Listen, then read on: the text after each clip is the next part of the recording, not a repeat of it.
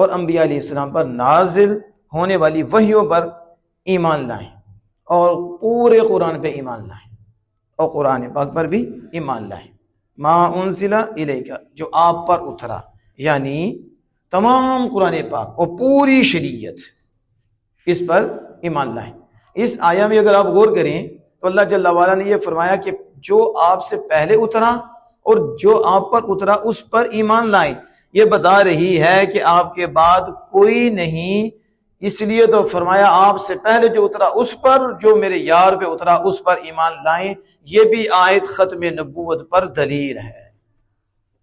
और फिर ये जो ईमान लाना है सारी किताबों पर लाना है। जितने नबी हुए उन पर अल्लाह की तरफ से वही का सिलसिला रहा, सब पर ईमान है। और ये हमारा ईमान मुजमलन है, मुख्तसर है, और ये फ़र्ज़ ऐन, यानी इतना तो सब के लिए ज़रूरी है कि उसे इतना पता हो कि मैं अल्लाह पर ईमान रखता हूँ, नबियों पर ईमान रखता हूँ, फिर किताबों पर ईमान रखता हूँ, रसूलों पर ईमान रखता हूँ, फरिश्तों पर ईमान रखता हूँ, अच्छी बुरी तकदीर पर ईमान रखता हूँ। आगे डिटेल है, तो डिटेल इसके लिए ज़रूरी नहीं है, ये उलमा के लिए है। तो जब उलमा मौजूद हैं, उन्हें तफसील है, तो लिहाजा आवाम के लिए ये ज़रूरी नहीं। इनके लिए इतना है कि ये मुख्तसरन ईमान रखें, यानी यूँ कह लें जो आमिना के लाल अल्लाह के पास से लाए हैं, हम उस सब पर ईमान रखते हैं, बस ये मोमिन हैं। ज़रूरियात दीन जिस पर ईमान रखना हर ख़ास व आम के लिए ज़रूरी है। अगर किसी का भी इनकार करेंगे तो काफिर हो जाएंगे। ख़ास व आम यानी अवाम में वो जो उलमाए किराम के पास बैठती हैं और उलमाए किराम के पास बैठकर ये रोशनी हासिल करते हैं। अब जो जंगलों में हैं या दूर हैं, उनके लिए इतना ही है कि इन ज़रूरियात दीन का इनकार ना करें। यानी जैसे आपको पता है अल्लाह की तौहीद का, रिसालत का, फिर आगे चलते जाएं तो फिर नमाज, हज वगैरह, इनका इनकार ना करें। ईमान लाना, इनका इल्म हो तो ईमान लाया जाए, और इतना है कि ज़रूरियात दीन का वो इनकार न करें तो वो भी मोमिन है। तो अल्लाह जल्ला वाला फरमा रहा है कि वो इस पर ईमान लाएं, और इसके बाद वबिल आखिरत हुम यूक़िनून, और वो आखिरत पर यकीन रखें। अब मोमिनीन की जो मुखलिस मोमिन हैं, उनकी एक सिफ़त ये बयान फरमाई कि वो आखिरत पर यकीन रखें, और आखिरत पर वो यकीन रखते हैं। ये जो आखिरत पर यकीन है ना, ये बंदे को लाइन पे रखता है, ना दाएं होने देता है, नहीं सिर्फ बाएं होने देता है।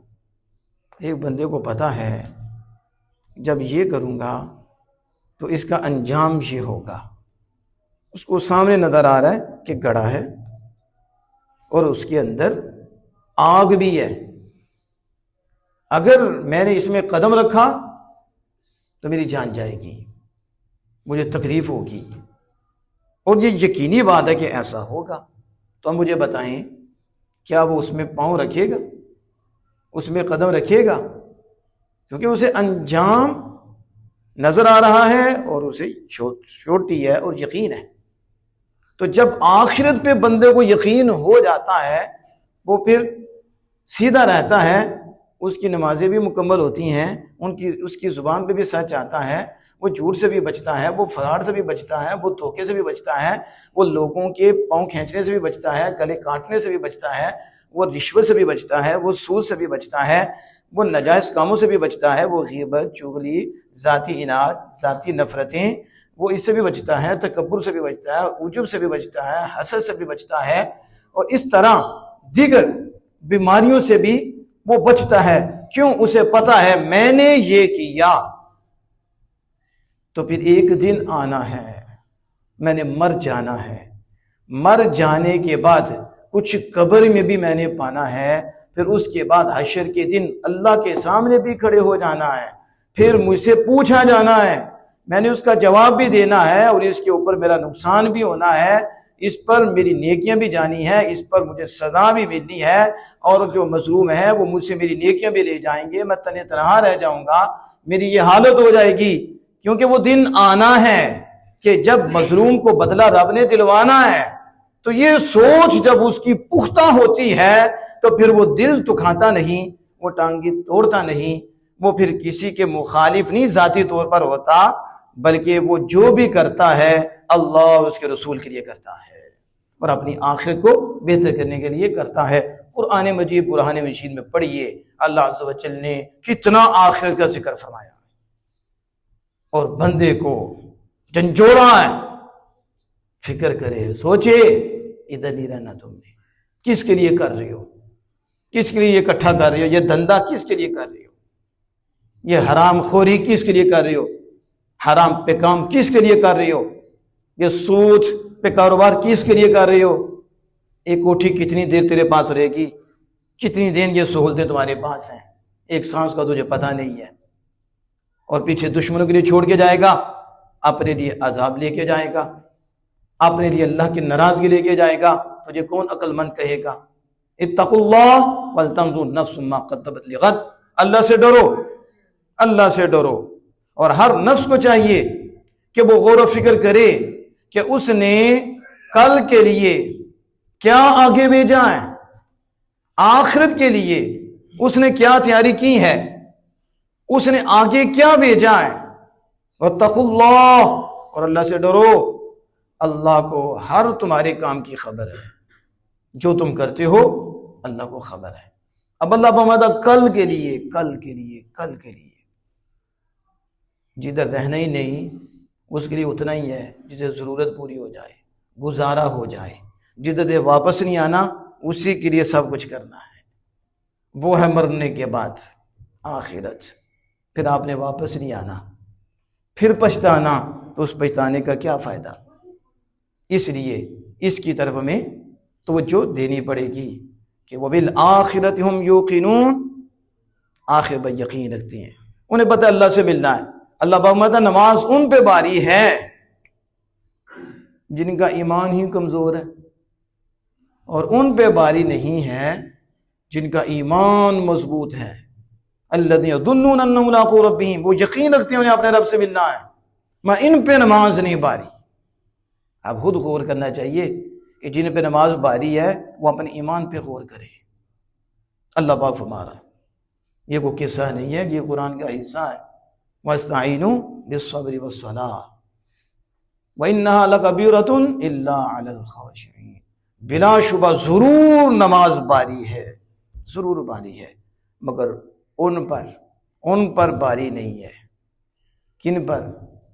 फरमाया जो यकीन रखते हैं उन्हें अपने रब से मिलना है, उन्हें पता है मर के मिटना नहीं है, खत्म नहीं होना। काफरों की सोच वो नहीं रखते, उनकी सोच ईमानी है, उनकी सोच कुरान की अता करता है कि मरने के बाद अल्लाह से मुलाकात होनी है, मरने के बाद दोबारा उठाया जाना है। वह इधर होश हुशिरत, वहां तो वहशी जानवरों को भी उठाया जाएगा, और जो उन्होंने भी आपस में जुल्म किया होगा बदला दिलाया जाएगा। जानवर तक भी, बकरी भी, सींगों वाली ने जो उसे सींग मारा है उसे भी जिंदा कर लिया जाएगा, बदला दिलाया जाएगा। वइदल मौउदतु सुइलत, जिन्हें जिंदा दरगोर किया जाएगा, किया गया है, उसे पूछा जाएगा, हाँ बियदम बिन कुतिलत, किस गुनाह की वजह से कत्ल की गई। वइदल हुशरत वइदल बिहार सुज्जिरत वइदल नुफूस सुव्विजत, जब पहाड़ क्या हो जाएंगे, पहाड़ चला दिए जाएंगे, दरिया क्या हो जाएंगे, भड़का दिए जाएंगे, ये आलम हो जाएगा, सितारे टूट पड़ेंगे। ये क़यामत की ये जो अलामात हैं अल्लाह सब्ज़ ने कुरान पाक में एक दफ़ा नहीं कितनी दफ़ा जिक्र फरमाई। ये होश तो करे ना, ये उठे तो सही, इसे फिक्र। मैं कहता हूं अगर जिस बंदे की फिक्र आखिरत ठीक हो जाए वो दो नंबरी नहीं करेगा, वो जुल्म नहीं करेगा। माँ बाप तो बड़ी ऊंची हस्ती हैं, छोटे से छोटे बंदे पे भी जुल्म नहीं करेगा, अपने आप को बड़ा नहीं समझेगा, डरता रहेगा, डरता रहेगा कि हिसाब का दिन आना है, हिसाब का दिन आना है, हिसाब का दिन आना है। उसका कलेजा